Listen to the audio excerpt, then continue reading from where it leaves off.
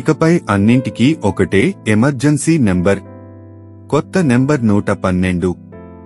దేశవ్యాప్తంగా అత్యవసర పరిస్థితుల్లో ప్రజలకు తక్షణ సహాయం అందించేందుకు ప్రభుత్వం ఒక టోల్ ఫ్రీ నెంబర్ తీసుకొచ్చింది. ఎమర్జెన్సీ సేవల కోసం ఒకే టోల్ ఫ్రీ నంబర్ 112ను అందుబాటులోకి తీసుకువచ్చారు.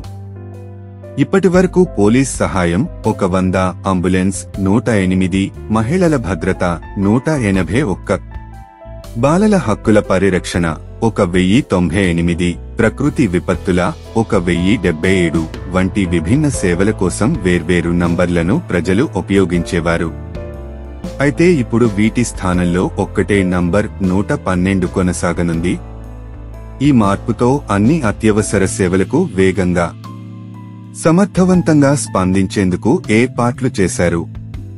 తెలంగాణ డీజీపీ జితేందర్ మాట్లాడుతూ, ఇప్పటి నుంచి రాష్ట్రంలో 112 నంబర్ను యాక్టివ్ మోడ్లో అమలు చేస్తున్నామని తెలిపారు. 112 నంబర్కు ఫోన్ చేయగానే కాల్ కేంద్రం లొకేషన్ను జీపీఎస్ ఆధారంగా ట్రాక్ చేసి సంబంధిత పోలీస్ స్టేషన్, అంబులెన్స్ లేదా ఫైర్ సర్వీసులకు సమాచారం పంపుతుంది.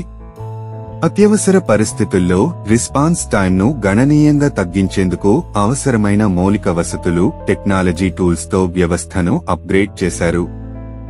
కాల్కు స్పందించడానికి ప్రత్యేకంగా ట్రైన్డ్ సిబ్బంది 24/7 విధులలో నియమితులయ్యారు.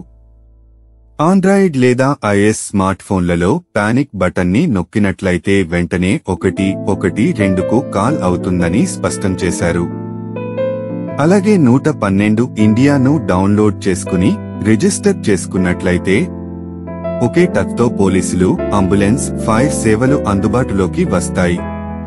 మహిళల కోసం ప్రత్యేకంగా SOS ఫీచర్లు, ఫేక్ కాల్ సిస్టమ్ వంటి భద్రతా ఫీచర్లు కూడా అందుబాటులో ఉన్నాయి.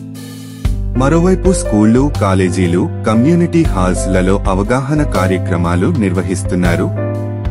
సోషల్ మీడియా, పత్రికలు, టీవీ ఛానళ్లలో ప్రచార కార్యక్రమాలు చేపడుతున్నారు. గ్రామీణ ప్రాంతాల్లో మొబైల్ అవగాహన వాహనాల ద్వారా సమాచారాన్ని అందిస్తున్నామని స్పష్టం చేశారు.